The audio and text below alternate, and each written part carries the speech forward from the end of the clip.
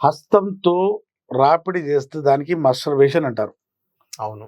అదే బెడ్‌కు అంగం రాపిడి చేసి తీస్తే దానికి ప్రోన్ మాస్టర్బేషన్ అంటారు. ఓకే.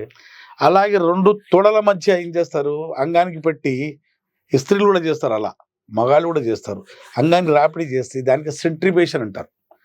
మస్టర్బేషన్ ఒకటి, ప్రోన్ మాస్టర్బేషన్ ఒకటి, సెంట్రిబేషన్ ఒకటి. ఇప్పుడు నేను చెప్పాను కదండీ! కొందరు ఇలా ఉన్న అంగానికి ఇలా బెడ్ మీద ఇలా పెట్టి, ఇలా వంకర పెట్టి, ఇక ఇంత పవర్‌లో ఉన్న అంగానికి వేస్తే కొందరికి అంగంలో ఫ్రాక్చర్ కావచ్చు. బొక్క ఓకే. ఇరిగినట్టు అంగం ఇరిగిపోతుంది. ఓకే. కొందరికి ఈ మధ్య కాలంలో టైప్ 2 అంటే ఈడీ. టైప్ 2 ఈడీలు అంగానికి ఇలా వంకర చేసి బెడ్‌తో రాపిడి చేస్తారు కదా! ఈ భాగంలో వాల్ సిస్టమ్, లాకింగ్ సిస్టమ్ ఉంటది కదా! అది వెయిన్స్ పాడైపోవటం వల్ల వీనోజెనిక్ ఈడీ, పొజిషనల్ ఈడీ లేదా టైప్ 2డీ వచ్చేస్తది ఆళ్ళకు. ఈ ఈ ముందు ఈ వెనక భాగం పాడైపోయి పల్చగైపోతది. ప్రోన్ మాస్టర్బేషన్ చేసే వాళ్ళలో ఫ్రాక్చర్ ఆఫ్ పెనిస్ అని కావచ్చు, టైప్ 2 ఈడీఏ రావచ్చు, లేకుంటే అంగస్తంభన టైప్ 1 ఈడీ కూడా రావచ్చండి. అంగం ఆకారం పాడైపోవచ్చు, root of the penis పల్చగైపోవచ్చు.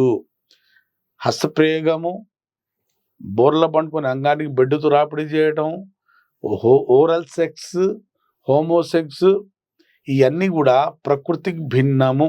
Animal sex చేస్తున్నారండి. మా దగ్గర ఒక పేషెంట్ వచ్చాడు. వచ్చి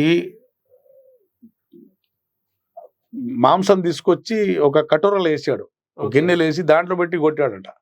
ఊట కొట్టినప్పుడు అది వంకరైపోయి ఫ్రాక్చర్ అయిపోయింది. మొత్తం బ్లీడింగ్ అయింది.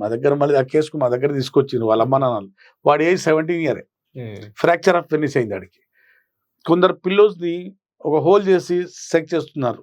కొందరేమో బెడ్ మీద పడుకొని చేసుకుంటున్నారు. కొందరు ఓరల్ సెక్స్, కొందరు హోమోసెక్స్, కొందరు హస్తప్రయోగం. ఏది కూడా నేను చెప్తున్నాను, ఈ ప్లాట్ఫామ్తో చెప్తున్నాను, ప్రకృతికి విరుద్ధంగా అంగం అనేది చాలా సున్నితమైన పార్ట్. ఇది యోని కోసం సృష్టించాడు. ఇది నేచురల్ సెక్స్ యోనిలోనే జరుగుతుంది. దాని తప్ప వేరే దారిలో వేరే చోట్ల పెట్టారు అనుకో, నోట్లో పెట్టినా, మలం ద్వారం పెట్టినా, లేకుంటే పిల్లోలో పెట్టినా, లేకుంటే బెడ్ మీద పెట్టి రాసుకున్నా, ఏది చేసినా కూడా ప్రకృతికి భిన్నమే. నష్టాలు జరగవు, వచ్చే కష్టాలు వస్తాయి. రేపు పెళ్ళయ్యాక ఏం తెలుస్తుంది అంటే అంగంలో స్తంభన, కదలిక, గట్టితనం, టైమింగ్ లేకపోవడం జరిగినప్పుడు అప్పుడు అనిపిస్తుంది మనోవేదన, కుంగుబాటు,